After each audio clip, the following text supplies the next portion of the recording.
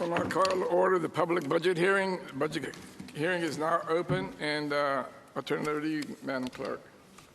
This is an opportunity for the public to comment on the superintendent's proposed 2015-2016 operating budget.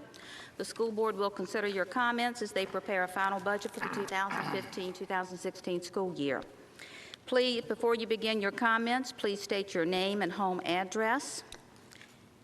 Your comments must be limited to 5 minutes, and I will provide a 30-second warning so that to allow you time to close out your comments. Anyone wishing to speak regarding the superintendent's proposed operating budget may come forward at this time. Anybody to speak on behalf of the operating budget?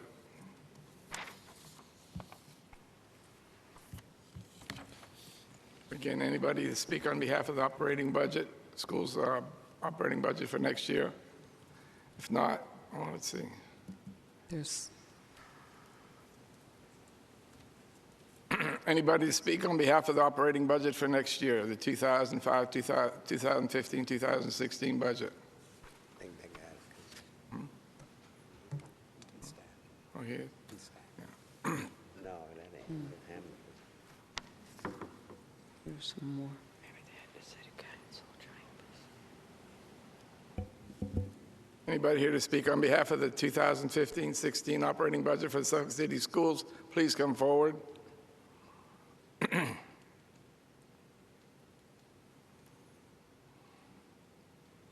If not, I declare the budget hearing closed.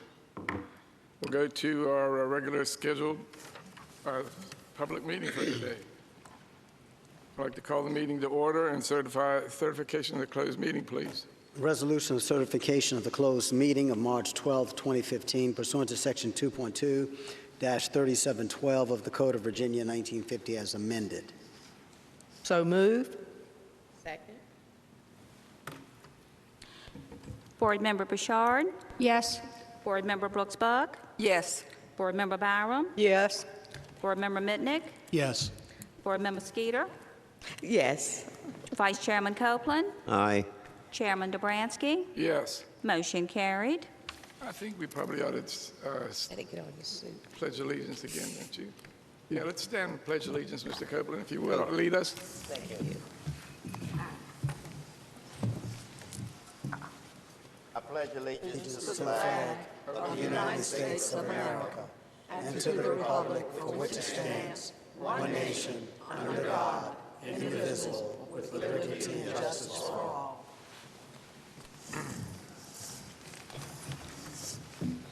Before we get going, I see a city council member just arrived. Mr. Johnson, do you have anything you'd like to say on behalf of the budget? We had a budget hearing 5 minutes ago and nobody came. Would you like to speak? Thank you, I appreciate it. I just want to give you the opportunity if you came in and didn't know it. Okay, let's go ahead on with the regular part of our meeting. We have public speakers on agenda topics. Anybody out there wanting to speak on an agenda topic? Any public speakers on agenda topic? Hearing none, seeing none. That's all over here. Reports by the superintendent. Thank you, and good evening, everyone. Thank you, and good evening, everyone. As you can see, the first item on the agenda for the report by the superintendent is an update or a state of the college of Paul D. Community College. I'm going to call to the podium Dr. Conco, the president of Paul D. Camp. Dr. Conco. Hi, good evening. Thanks for having me. Can you hear me okay? Yes. Great, Good. great. Well, it's a pleasure to be here. I've got a little presentation for you. It'll be about 12, 13 minutes. It'll give you a little bit about the college, a 30,000-foot view of the Virginia Community College system. I have a short 7-minute video about Paul D. Camp, some more specific data, and then some of the things that we're working on this year. So without further ado, I'm going to rush through it. First thing is I am excited about our mission. I'm excited about the school partners. I'm excited about the opportunity that we create together. And I always like to start with our mission because we have similar missions. Paul D. Camp Community College provides diverse learning opportunities to enhance the quality of life for students and for the community. I remind folks about the larger Virginia Community College system in the Commonwealth of Virginia. 23 colleges. Those red dots are campuses. There's 40 campuses. Each community college, by law, has a defined service region. And for Paul D. Camp Community College, that's the cities of Franklin and Suffolk, the counties of Isle of Wight and Southampton.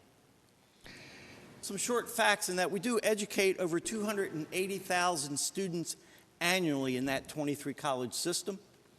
3 out of every 5 college students in Virginia is out of Virginia Community College. Of course, workforce training is a lot what we do. Over 100,000 employees are getting workforce training. Just one example of half of all the registered nurses in Virginia got their degrees from a Virginia community college.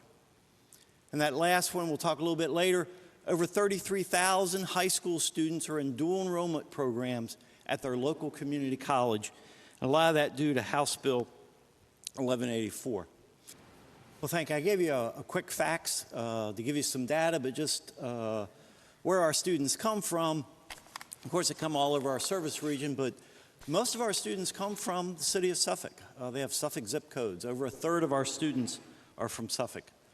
We have twice as many part-time students as full-time students.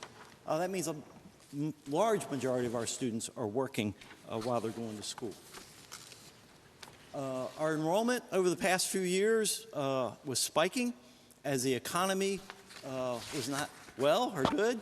Layoffs, plant closings, all those people rushed to Paul D. Camp Community College for additional training, career changes, new jobs. So in the last couple years, our enrollment is getting back down to regular size as the plant closings are done. People have graduated, they found jobs. So our enrollment is not what it was at its peak, but it's what we've predicted and budgeted for.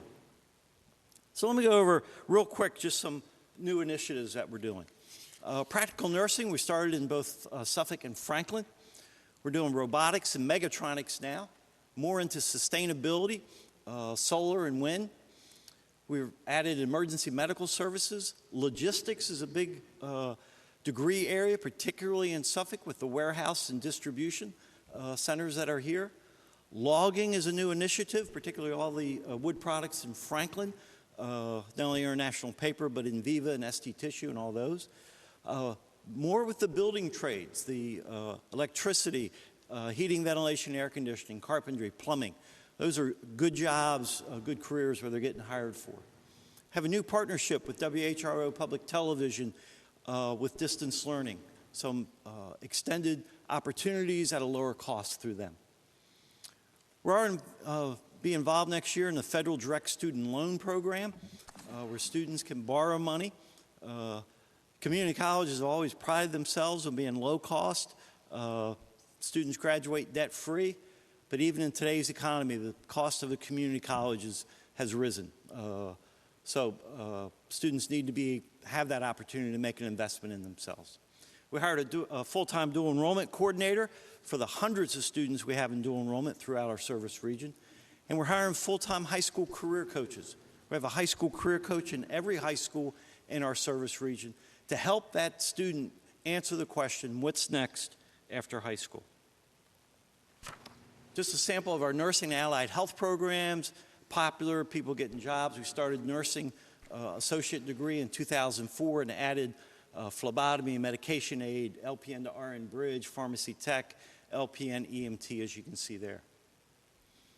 Dual enrollment, we always have a number of students who will graduate with their associate degree from Paul D. Camp Community College several weeks before they get their high school diploma. Not an easy task. This is last year's graduates. This year we'll have even more. Dual enrollment is a growing program. House Bill 1184 says by law, every public school system has to have an agreement with their local community college to offer dual enrollment to qualified high school students. We have that agreement with Suffolk Public Schools. SHEV, the State Council of Higher Education Virginia, says that community colleges are the colleges of choice to offer dual enrollment. It's better for the student, it's better for the guaranteed transfer that we have, it's better for the taxpayer because of the lower cost. We've implemented some tuition reimbursement, taking tuition reimbursement from 60% and 80% where it is this year to hopefully be tuition free next year through some partnership between the school system and the college, and we're working on that also. Just some numbers. There's about 150 or 60 Suffolk high school students involved in dual enrollment this year. The other side of the coin is first-time college students who come to Paul D. Camp and are not college ready, over 50%.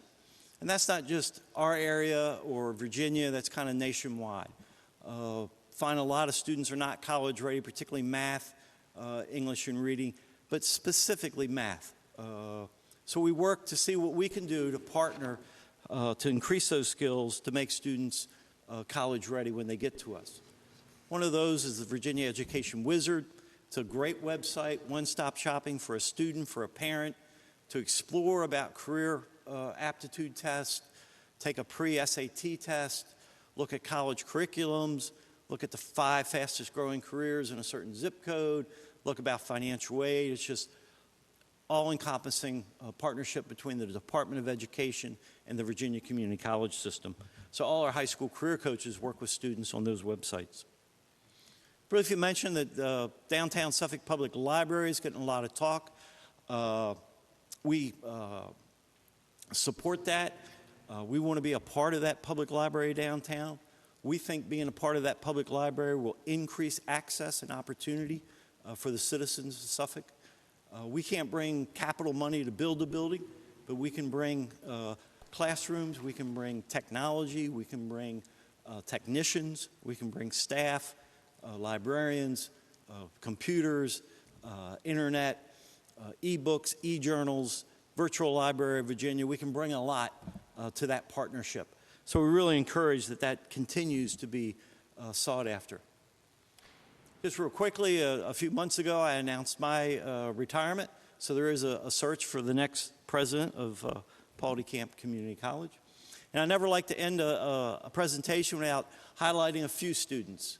Wanda Olden from the city of Suffolk, business management major, Valley Protein Scholarship winner, very prestigious scholarship, only 10 winners in the state of Virginia. She's one of them. Her college education is paid for the next several years. Chad Stubenraugh, city of Suffolk, a science major, seeking his doctorate in physics, Eagle Scout, great community citizen. Angelita Beese, a 407 scholarship winner, a working mom, full-time, going to school, entrepreneur, wants to start her own medical transport business. We have hundreds of students that we're proud of and can brag on, just as I saw the wonderful faces tonight of the students in the back of the room. So at the end of every school year, we do an exit survey of our students. They fill out lots of questions, but the final question is, Paul D. Camp Community College is like fill in the blank. Some of them filled in the blank like this. Paul D. Camp Community College is like the Harvard of Hampton Roads. I love that one. Paul D. Camp is like a first date. You don't know the person, but later you begin to fall in love. And that last one there, Paul D. Camp is like a stairway leading to a better future. We remain excited about our mission. We remain excited about working with Suffolk Public Schools and everybody in our service region. I thank you for the time tonight and open for questions, or I left you the quick facts, I left you the degrees, I left you an exciting program about STEM for girls. I hope you'll look at that and publicize that for us. Questions by board members? Yes, sir. Can you tell me a little bit about the tuition-free dual credit that you were talking about? Throughout the Commonwealth of Virginia, all those 23 community colleges have agreements with their local school system. And each local school system traditionally has done something different. Some school systems pay for dual enrollment, flat out. Some pay half. Some pay for the first 2. Some don't pay any. So this last year, we have tried to standardize those opportunities. So a student who takes a dual enrollment class taught in the high school by the high school faculty under our supervision, their mutual supervision. When the high school does certain things, supports helping us to register, do the paperwork, make sure the textbooks are up to date, a few other things. That school division or that high school can get 100% reimbursement for that tuition. So there is no charge to the student. And we're working now, we have had a system in the last 3 years where it was a 40% reimbursement, then a 60% reimbursement, then an 80% reimbursement, which is where we're at now. And we're talking now with all the superintendents, but with Dr. Whitney, to get to 100. And that's our goal. And we think that will just, again, create more opportunity for students. But again, that's a course where they get both high school credit and college credit, taught in a high school by the high school faculty. Any other questions by board members? Dr. Conker, how many of our graduates that take dual credit end up graduating with a degree? Well, over the years, last year there was 4 from the Suffolk Public School. The year before that, I think there was 7, and I think there's going to be even more this year. You said how many? You had about 100 and some prospects, is that correct? 150 students are taking dual enrollment through the Suffolk Public Schools So that would be a system. 1-year or 2-year program, or just 2-year? Yeah, some of them it's just they take math, English, history, Okay. just to get that. So wherever they go, they don't have to take that. It'll transfer in, reduces their load, reduces their cost. Okay. We have that 1-year general studies certificate that I mentioned is gaining a lot of traction because that really is your first year of college. Whether you go to a community college or a 4-year school, your first year is basically done, complete. And think of the money and the time that saves. I can confirm that. My eldest daughter took 5 courses and had 30 hours paid for by the time she got there. Yeah, it's great. Great. Any other questions or comments? Thank you. Thank you. Thank you. Next on the agenda, as you can see, is the calendar of special events. I'll ask that you take a look at the next few pages. I don't think it's numbered. The 2 things I want to point out to you, of course, we have spring break April 6th through the 10th, and Superintendent's Art Show at the School Board Administration Building is Tuesday, April 28th. The other dates are listed, and they're just as important, but I wanted to point those 2 things out. That concludes the superintendent's report. That's on page 13, by the way. Thank you.